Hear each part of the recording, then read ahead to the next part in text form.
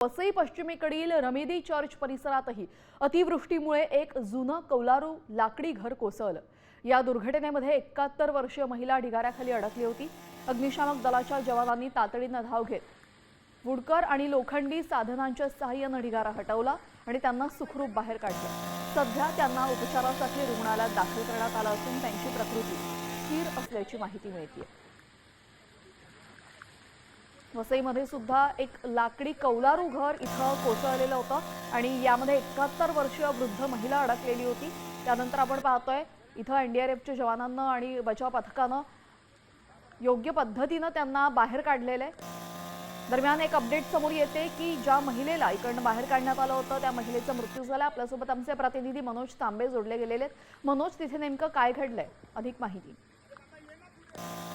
नक्कीच वसई पश्चिम येथील रमेदी चर्च परिसरात एक कौलारू घर होता आणि या घरामध्ये 71 वर्षीय शशिकला ही महिला आहे, ती राहत होती। मात्र काल जोराचा अतिवृष्टी वसई विरार शहरामध्ये होत होता।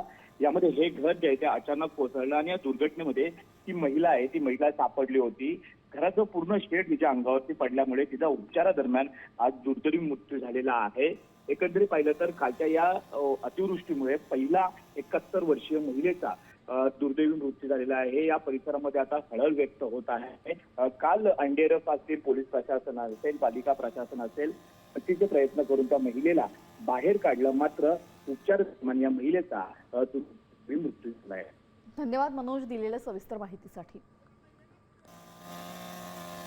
वसईमध्ये हे घर कोसळून वृद्ध महिलेचा मृत्यू झालेला आहे। उपचारादरम्यान या महिलेचा मृत्यू झाल्याची माहिती समोर येते।